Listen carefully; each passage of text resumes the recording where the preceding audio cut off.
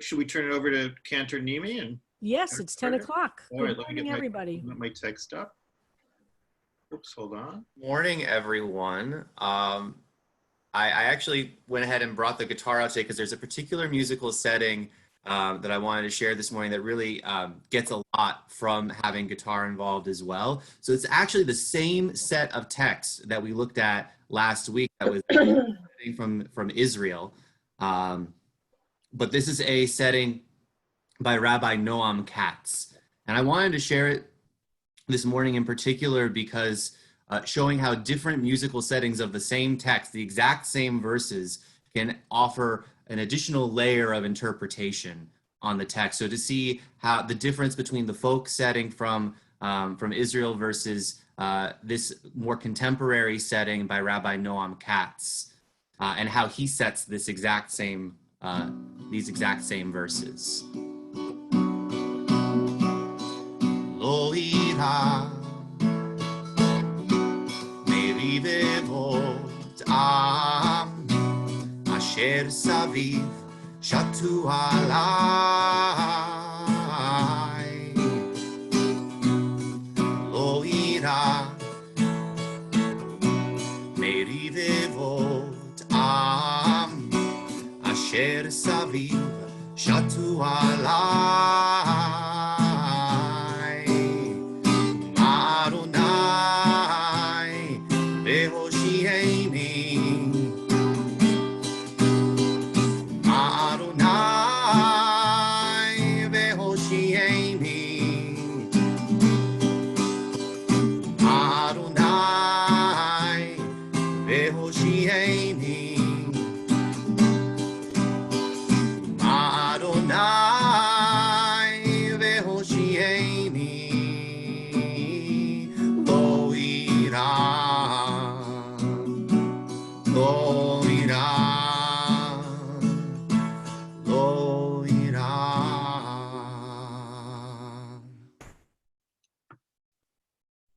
Beautiful. Jacob, do you want to say something about the different settings and their different emphasis and what they say to you? Sure. So, I mean,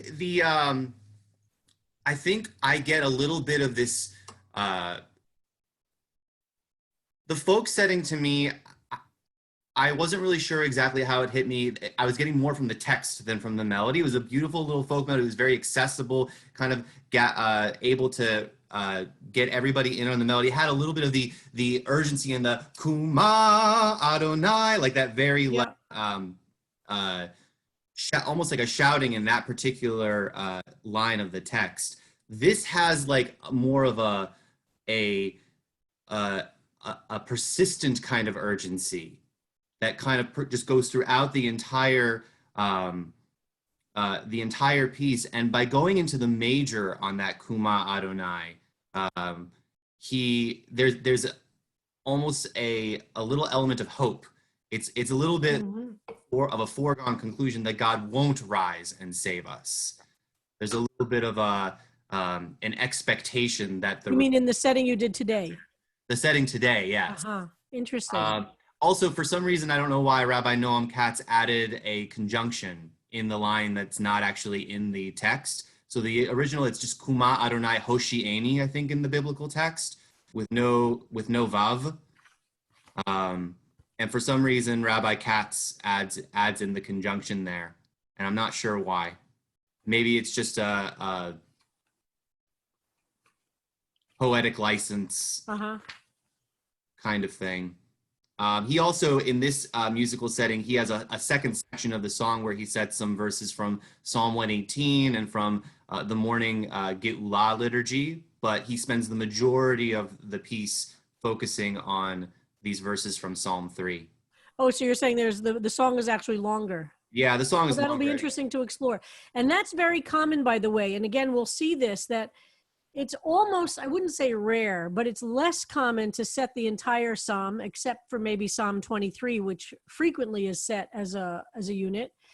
But it is very common to pick phrases, lines from different psalms and focus on them, or as Jacob is saying, even put different sentences together. And we see that throughout the liturgy, by the way, that sections of psalms will be taken.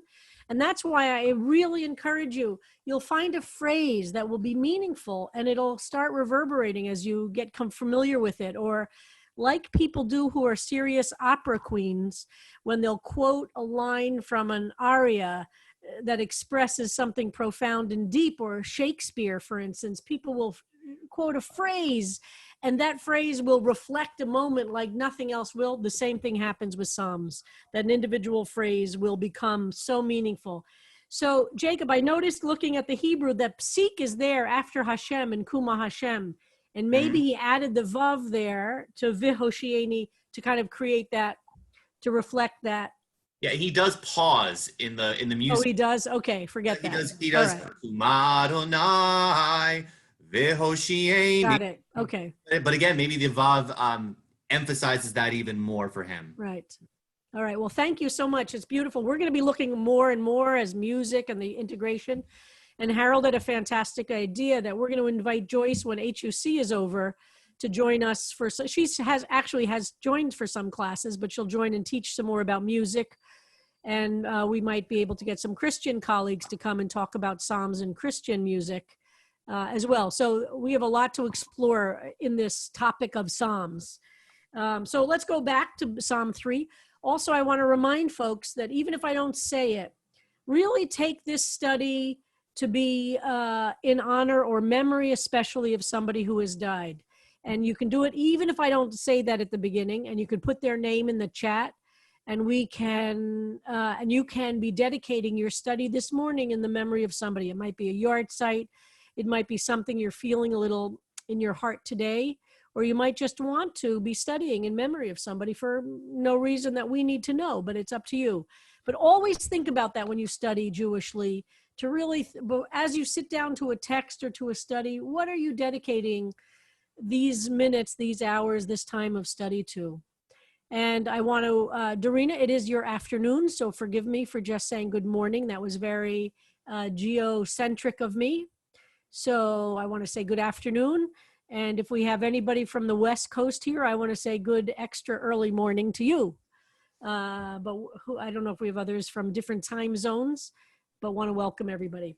So we're going to now look on the screen at, are there any questions, Harold? I had her hand up while I pull up. Oh, sorry, I apologize. No, that's okay. Donna, I unmuted you.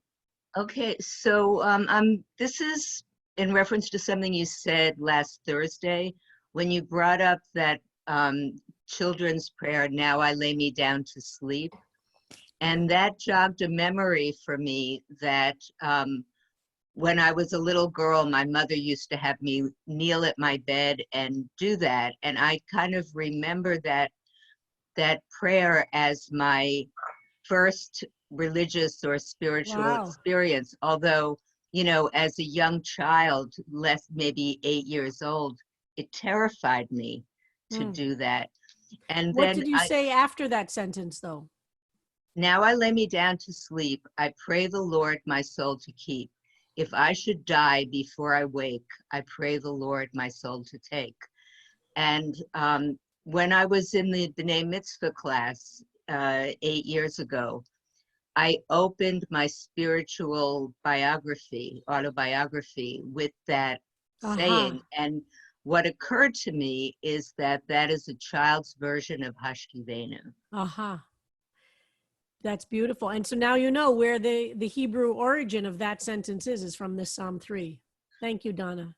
Rabbi, do you want the basic text up, Hebrew English, or do you want the comparison of Levi and Alter? Well, I want to look at the comparison, but I might go back to the Hebrew. We can't do it all, right? So I'll just keep the Hebrew in front of me. All right, no. If we can't get it, a Hebrew up there, we will always be going back to the Hebrew. And remember, the first question you ask when you look at, the reason I always want to start with the Hebrew and a basic struggling with the text is because every translator, every adapter, every interpreter is going to struggle with the problematic, unresolved things. And it's curious to me, and I'm always interested how different people resolve the problematics or the unclear things. So this we have as Alter, and then I see, so Alter's on the left. Right, Alter's on the left, Levi's on the right, and I tried to do it so that I could respect how they set it out and putting the lines as close as we could opposite one another. No, this is fantastic. Thank you, Harold. So it'll be great when we look at Fisher next, which will be so different. But you see, so first of all, both Alter and Levy stick to the basic structure of the psalm. They stick to 9 verses. That won't always be true. And for sure, when we write our own, we don't have to, but both of them are looking at they're definitely staying within the basic structure of the psalm. Alter, as I've said, and will bore you to death with this so that you really, really get this, Alter always wants to try and get as close as possible to the rhythm, to the syntax, to how the biblical Hebrew structures itself, so that an English speaker will hear a little bit of the biblical Hebrew in the English. So again, Psalm 1. Alter very much does not like the Psalm of David, as I pointed out, because he doesn't want to assume the authorship is David. And he thinks by saying a David psalm, it more clearly emphasizes that this is a school, a tradition, a style, rather than the name of the author. Levy, we see, is comfortable with a Psalm of David. So, and you'll see that Levy separates a Psalm of David entirely from the verse in some way, emphasizing its superscription and also creating a triad feeling that Alter does not see. Alter sees the same bifurcation of parallelism, that he's saying a David psalm isn't so much a superscription here as the beginning of the verse, and when he fled from Absalom, his son. So both of them repeat his son at the end, which reflects the Hebrew, but it's Levy that really emphasizes his son. Now, it's interesting because what Levy does is that the question that becomes that I have when I read Levy is, why is his capitalized? It's capitalized because it's the beginning of the line. I tried to keep it. No, it's a comma after Absalom. So you're saying it's the beginning of a line because it's poetry. Levy, I'm trying to think here. Well, you're right. I did it. This is how they did it. You're correct. No, you did it absolutely correctly. Levy does it like this. No, I'm not asking you, Harold. I'm asking Levy, so to speak. So you could be right that the reason the H is capitalized here is because he's writing the way you would do it and he does all the way down. So you're right, Harold. It's the beginning of the poetic line, not the sentence. So that answers my question. So you see, it says, when he fled from the face of Absalom, comma, his son, by putting it on the next line, he is absolutely emphasizing the bino, which is at the end of the Hebrew sentence, meaning his son. And again, I think in the Hebrew, absolutely, and certainly the meaning of this is that this is the worst kind of fleeing, when you're fleeing from your own child, when you're fleeing from imagine this, somebody you were a mentor to, a protector to, but as we talked about, Freud loves this, right? The son who kills or pursues the father. So verse 2, Alter keeps the word Lord in those, remind me, Harold? Small caps, and as we switch over, I have something else I'm going to share with the group, okay? Okay, the small caps. Sorry, it's hard for me to remember that for some reason. The small caps, how does Levy refer to God, the Yud He Vav He? Levy uses the traditional replacement word for Yud He Vav He, Adonai. How many are my foes? How many are my adversaries? Many who rise against me. Alter keeps the comma after many as a way of emphasizing the many who rise against me. And Levy says, so many rise up against me. So again, they both are bringing out the emphatic of the Hebrew and doing it slightly differently. Verse 3, many, again, the word many, this repetition of I am under attack by it feels like it's coming in at me from all sides, from everywhere. The multitude of it is very intense. Many who say of my life, and then Levy says, so many say about me. Again, he's using the same form of so many in line 2 and line 3, and Alter is repeating the many comma. So they're both doing the repetition slightly differently. who say of my life, no rescue for him through God. There is no deliverance for him in God. And again, Selah for Levi in the second version is actually part of the quote. Alter does not think that Selah is part of the text, but rather some kind of musical notation. It's outside of the quote entirely. So isn't it interesting to see these? This is what we called synoptic, where you put two or more texts next to each other, and you literally compare them word for word. This is very famously done, by the way, for the four Gospels. When you study the New Testament, the Christian scriptures, the classic way of studying the Gospels is to synoptically compare the four versions of what are often the same stories. So we can use that in Jewish terms also. It's just a literary analysis term to synoptically compare. And nothing replaces putting two texts next to each other, literally going back and forth and seeing how they attempt to do the same thing or tell the same story or struggle with the same issue.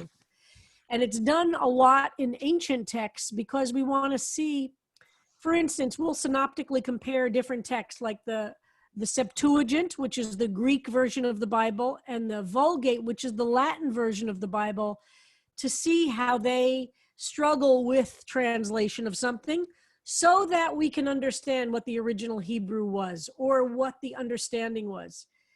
Because remember, Greek was spoken around the time of the end of the biblical period. So we imagine that Greek translators were closer to the Hebrew the biblical Hebrew than we are. So scholars of biblical Hebrew love to look at the ancient Greek translation for clues, because those ancient Greek translations are just so much closer to the ancient biblical Hebrew than we are, that ancient Greek or classical Greek translation gives us a lot of clues. So when you study the Bible in this way, you'll very often synoptically compare these different, the Greek, the Latin translation is later, but the Greek is considered the closest we have to ancient biblical Hebrew.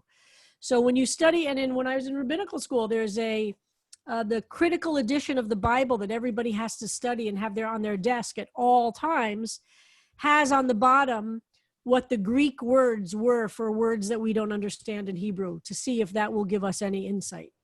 So that's what we're doing right now. We're synoptically analyzing the Alter and the Levi to understand what these two giants of contemporary contemporary giants of looking at Psalms, how they read the text. So we can understand something about them, and we can see if one of them might be more meaningful to us or give us insight that helps us have access that the only struggling with the Hebrew itself or this simple translation might not.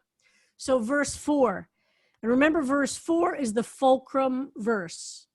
If you imagine verses 1 and 3 are the verses, what are the themes of verses 1 through 3? All the sense of doom, the sense of fear, the sense of hopelessness, the sense of being pursued and there's no hope in verses 1 through 3. 1 through 3 are descriptive of the terror, so to speak. Verse 4 starts the fulcrum. And let's look at verse 4 and how each of these adapters or translators understand it. And you see even the verse 4 begins in the Hebrew with the vav, which in modern Hebrew is a very simple word, and it just means A-N-D, and. In biblical Hebrew, it is a much more flexible and broad and multi-meaning word. It means some kind of, and here you could see even these two translators are doing it different. Alter doesn't need to put and in, he knows that, but he's saying and here to make the distinction from verses 1 through 3. So 1, 2, 3, and you. And Levi says, but you. Both of them are trying to see that the vi'ata, the and you, but you, and we'll keep looking at what does that, is now the switch. We now see the psalmist, the author, move. There's movement here that transforms the speaker and you. All of a sudden, the psalmist, what has happened that's different? For the speaker, nothing has changed but the speaker's attitude. We could have had a sentence that say, oh, the multitudes who are pursuing me, they're gone. Or, oh, I'm not in trouble anymore. Or, oh, great, all the people who've been saying terrible things about me, they've shut up, they've gone away. No, that we're being told very clearly in the psalm that nothing externally has changed. Nothing empirically has changed. There's been no status change. What has changed is the perspective of the speaker. So all of these things, 1, 2, and 3, are the reality. And what happens with the speaker or the author or the I person of this psalm? Hold on, all of these things are true, but let me remember, and you, Lord, and Levi says Adonai. Let me remember, hold on, the truth, the real truth in the universe is that you are a shield for me. So this is a very important transition, and the transition is nothing external. My glory, my glory. And you see the different ways that the two authors write that. So interestingly, that Alter and Levi see this verse broken up differently. This is not uncommon because remember, even the verse lines, since we don't have punctuation in the original Hebrew, we don't absolutely know where the beginnings and ends are of a line. We have traditions about it, but nothing of that is more than a tradition. So Levi is taking some leeway with the tradition. So if you have in front of you the Hebrew for 4 and 5, you'll see that 4 traditionally is as Alter writes it. Alter is reflecting the traditional interpretation of line 4, that who lifts up my head is part of line 4.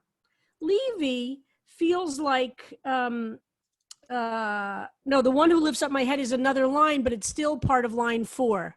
So Harold, that 5 should go down, but he just breaks it up a little bit differently. 5 starts my voice in Levi. Yes, Yeah, that's so, but the one who lifts up my head, Levi emphasizes by creating a different sentence. So you see that? He sees that as so central to this. But first is the perspective.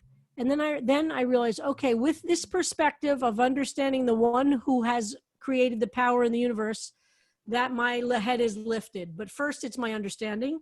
And then my voice cries out, Adonai.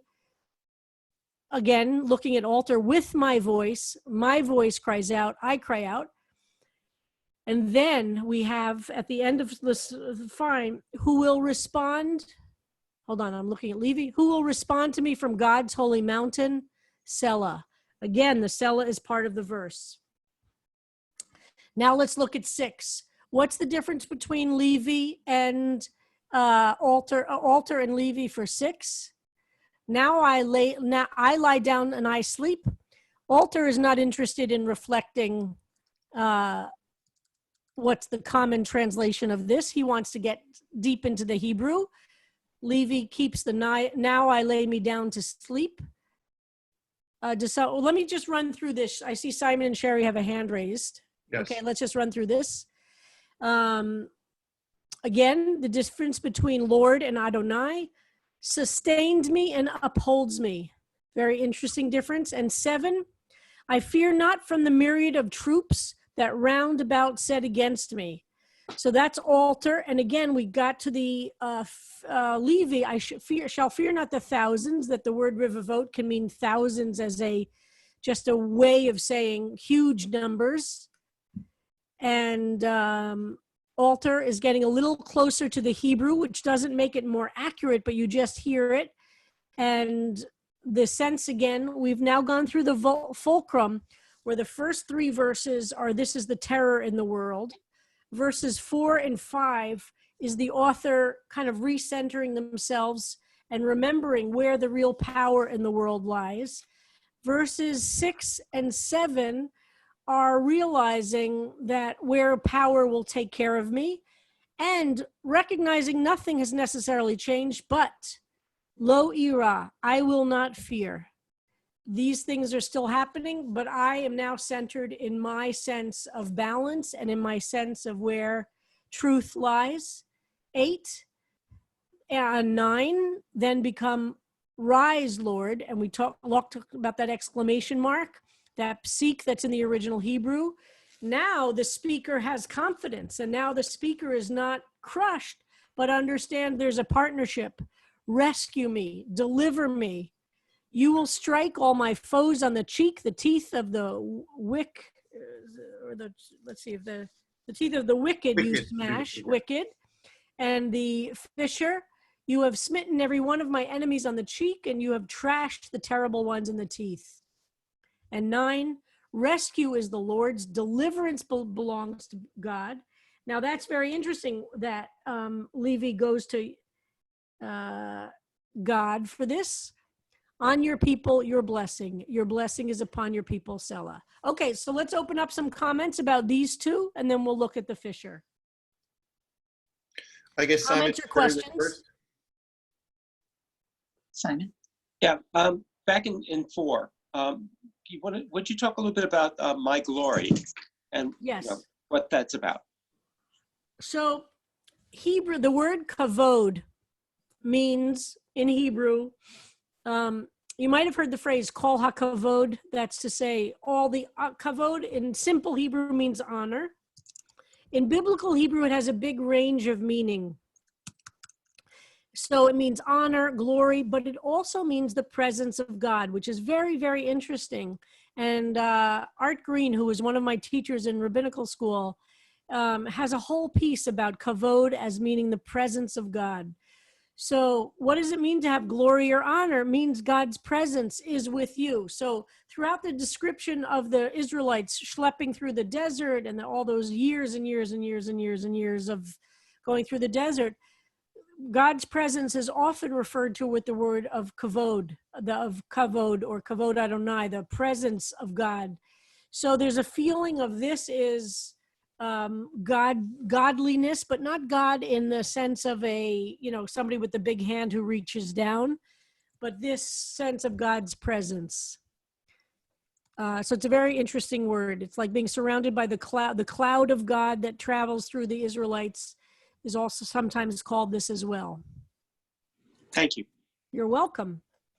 Rabbi, if I could just add one thing. I think it's very intentional here. And in the notes, I put up the text with notes in Dropbox now, so everybody can see. Levi has quite a few notes.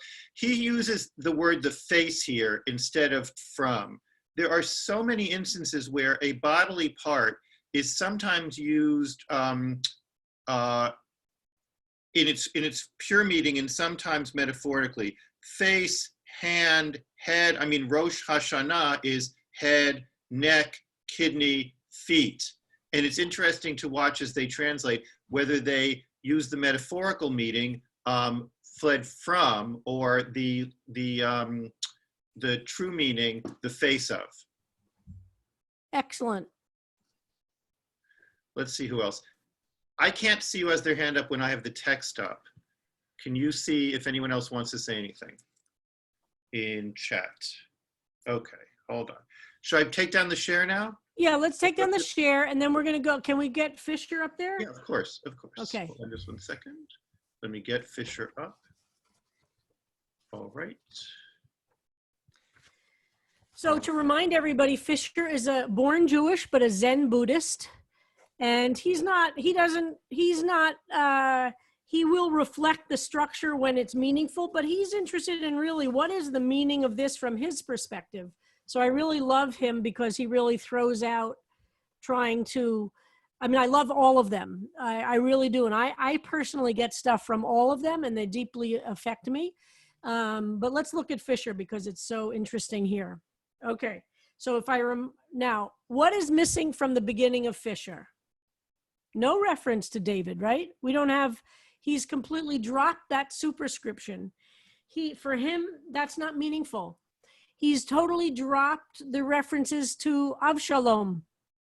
He's not interested in the specific reference to the biblical image, whether or not it was to be historical, or else, as I said when we started, it could simply be to try and come up with an image that is so tormented it would resonate with people.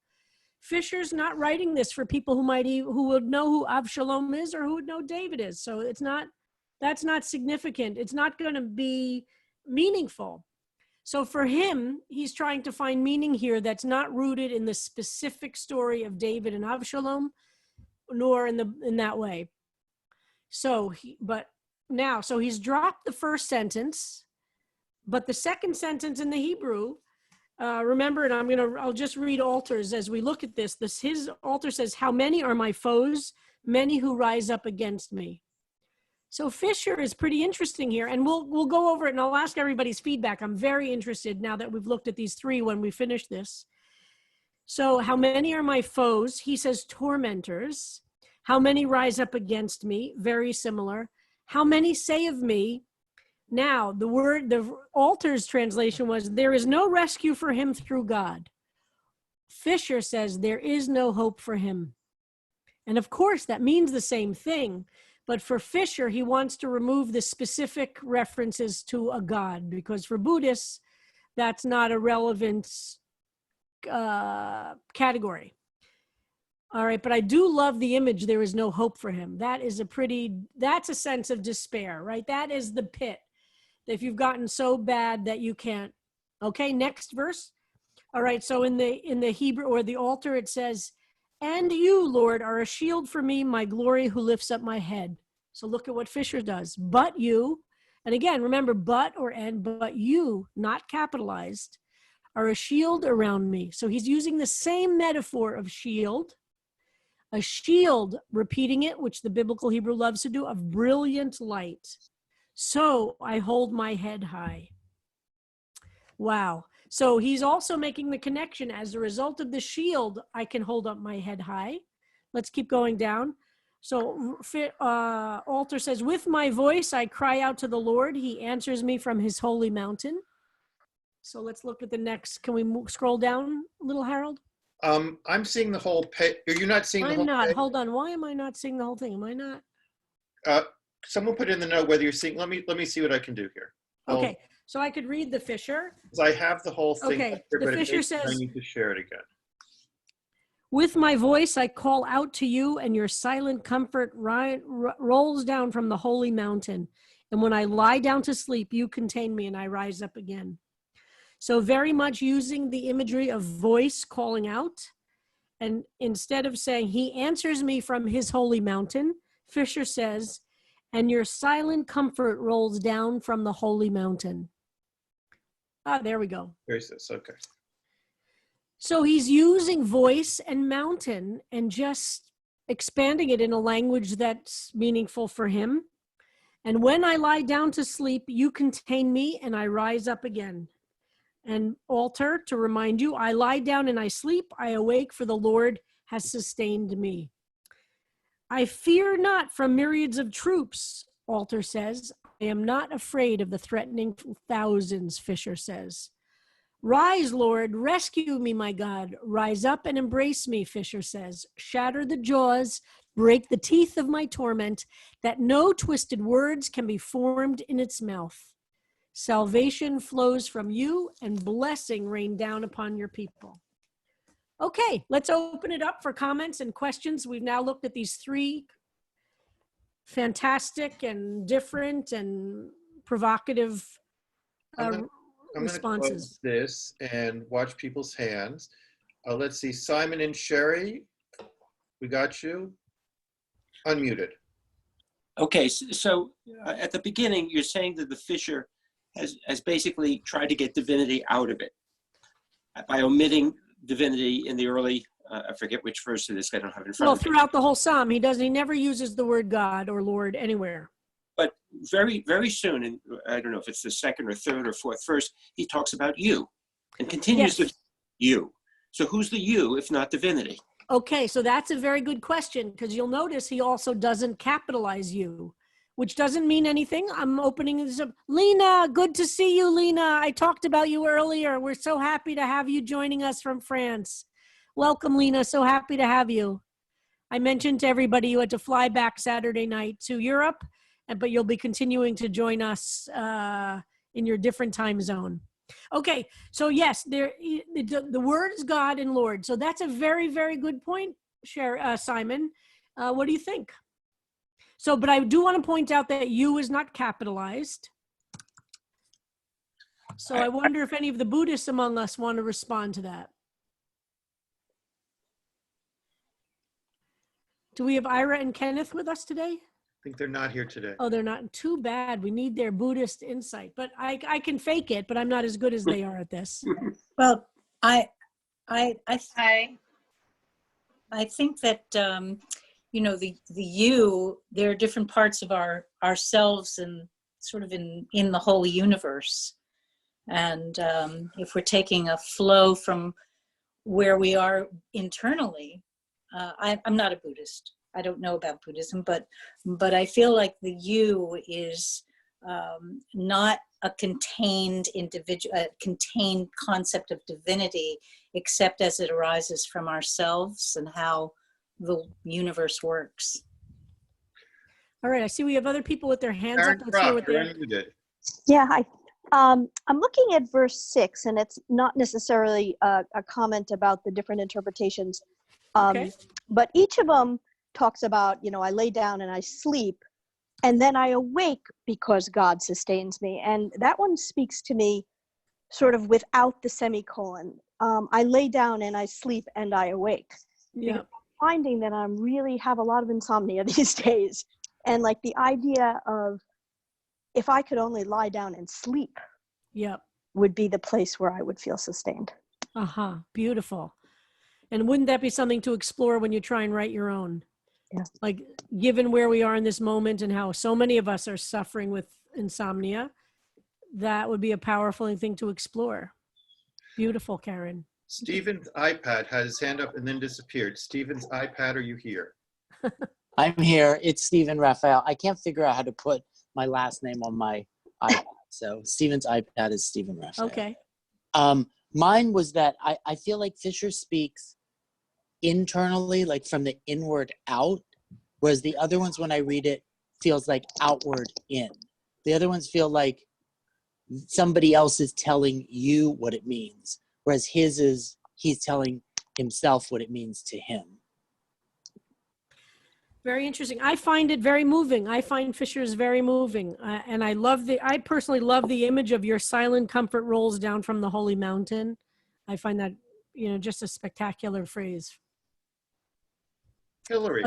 Oops. Yeah, Hillary is next. I'm trying to unmute you, Hillary. Are we fighting with one another? Hillary Nudell? Hi. Okay, Hillary, go ahead. Yeah, I wanted to address the Buddhist piece. Oh, yes. In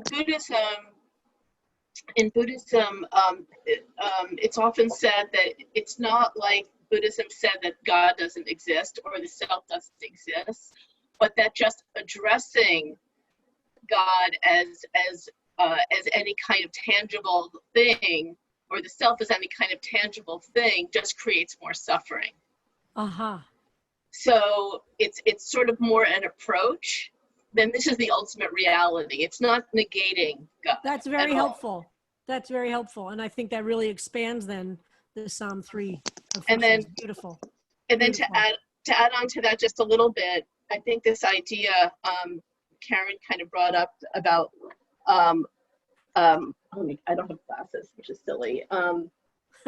When I lie down to sleep, you can tame me and I rise up again. This is kind of interesting because he says, without saying it directly, it's like proof of God's existence. Uh-huh. That because I lie down and I wake, it's proof. But he doesn't say it directly, which would be a very Buddhist approach. Uh-huh. Very interesting. Dave Grotel.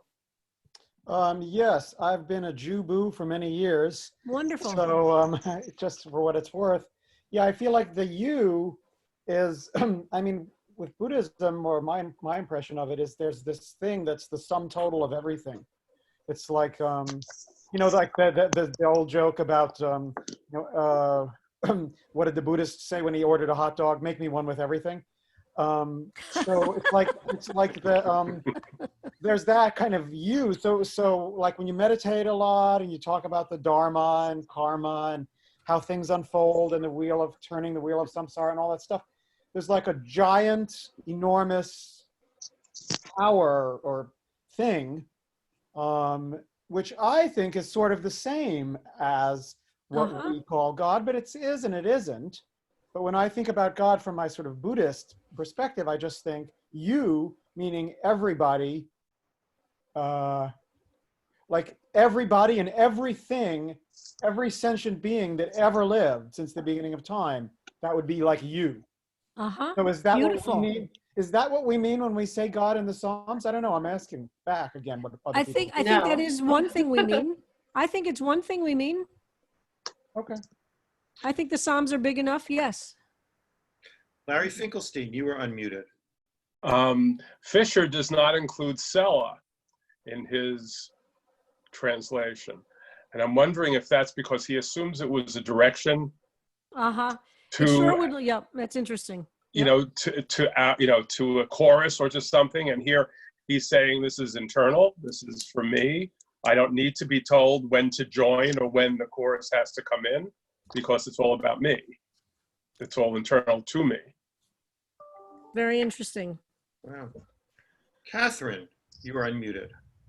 Hi, I think it's very interesting in the Alter and Levy interpretations on verse 5 about God answers me from his holy mountain, and God who will respond to me from God's holy mountain. You don't know what the answer is. You know you're going to get a response.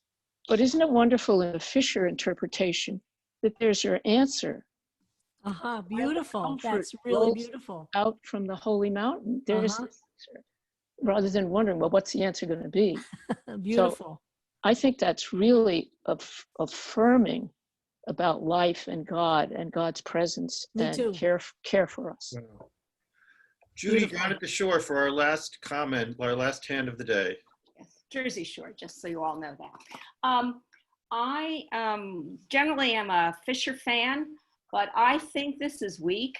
The other two, when they use Absalom, the direct translation, it gives a poignancy and a power that but many are my tormentors, because I don't think it's many here. It's like a violation of some pride, some trust. And so even if you're not, I was going back and forth with Sarah Siegel, even if you're not a parent, or everyone has relationships with people and people have betrayed us.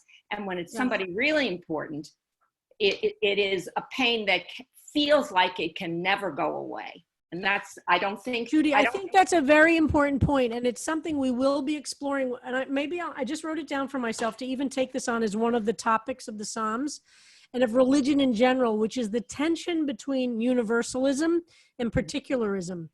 And when do those who want to go universal, by leaving behind everything that's particularistic, lose something by becoming too generic? And when is it good? There's a tension there, and I don't have a simple answer, but I personally agree. I think the imagery, and I think Judy's right, is not literally only about your parents and children, but somebody you have given everything to betrays you. There's a feeling of pain there that I think everybody can respond to. That's not just generic. So, but anyway, so for today, so tomorrow, we are going to look at personal writings of any kind based on this Psalm. And Jeremy Lawrence, if you'll be here, we'd love for you to do your Psalm too, because it's magnificent and we didn't get to hear it from you, if you don't mind. If you'll be here tomorrow. I will be there, and I'd be happy Great. to do both. Thank you, Jeremy. So we'll start with Jeremy's Psalm 2 and then go on to other Psalm 3s. And anything that's going to be up for tomorrow has to get to Harold by 5 today. We already have several. And please, people also put them on the Facebook Psalms class, which has been wonderful to be able to look at that. So please do that by 5. And if we have more than we can cover tomorrow, we'll go into Wednesday. Isn't this delicious that we don't have a, I don't have to rush the class? I'm really enjoying this part of it. Just one more housekeeping thing. I sent quite a few emails over the weekend on a rainy day. I was here catching up. There is now a Dropbox. There's now a Google Doc that has files with everything. All of the texts that we've sent out individually through email or discussed here are there. You have a link in your email. If you don't have it, email back to me, and you can look at them and you can download and print out anything you want to. I also shared the magnificent Psalms the Psalms CD from 2003 in an email. Everybody can listen to that, and I found the entire booklet and playlist. So with that, should we turn it Okay, back I have a couple of quick announcements also, and some of you might have heard, starting at 6 o'clock every Friday night, we're going to be playing music from the archives of CBST land. So last Friday night, we played the CD that Harold found, and we'll be doing that. So if you want to tune in or before 6:30 on Friday nights and hear some great music, that's a wonderful thing. Today at 1:30, CBST is co-sponsoring with Israeli and Palestinian groups a memorial service. Today is Yom HaZikaron, the Memorial Day for the fallen in Israel. And we're part of a large group in Israel, Palestine, and here in the United States to observe the dead Palestinians and the dead Israelis, and to just mourn the loss that this conflict has created. It's going to be 1:30 today. The link is on the announcement that we've put up on my Facebook page, on CBST Facebook page, and it went out last week, both on the e-news and the Shabbat program. That's 1:30 today. And tonight for members, there'll be a town hall at 6 o'clock. We're going to be trying to do every Monday night a town hall, and we're going to be looking at some social justice things that are happening at CBST and what's our community doing and how you can do something. 6 o'clock tonight. That's only for members. If you'd like to become a member, we love everybody to become members. And the Zoom password will be sent out to everybody who registered. If you haven't registered and you still want to register for tonight and you're a member or you want to become a member, write to info@cbst.org. And hopefully we'll have somebody from the office be able to respond. And finally, this Friday night, Yom HaZikaron is always the day before Yom HaAtzmaut, Israel Independence Day, which is tomorrow. So on Friday night, CBST will observing Israel Independence Day in our service. And I'm thrilled to announce we're having a special guest speaker from Israel. Former member of Knesset Stav Shafir is going to speak to CBST. She and I are now negotiating whether she'll do it live, which would mean like 2 o'clock in the morning for her, or pre-recorded. So that'll be very exciting to hear from her. Israel's going through a really, really, really tough time right now, both with the virus, although they're way ahead of America on that, and politically. So it'll be great to hear from Stav Shafir next week. We'll send out more information about that in Tuesday's e-news. And now, Jacob Nimi, take us out.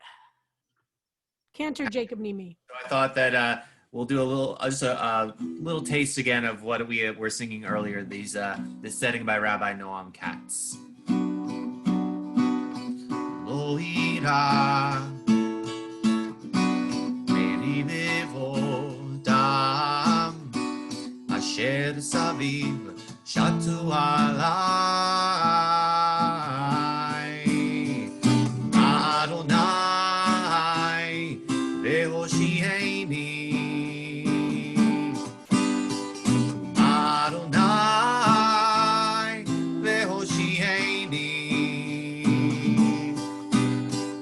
Adonai ve'hoshieni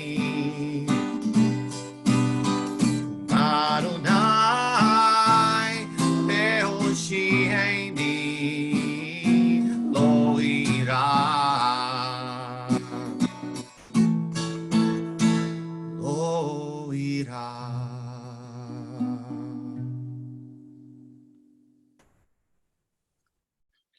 Have a wonderful day, everybody. See you tomorrow at 10 a.m.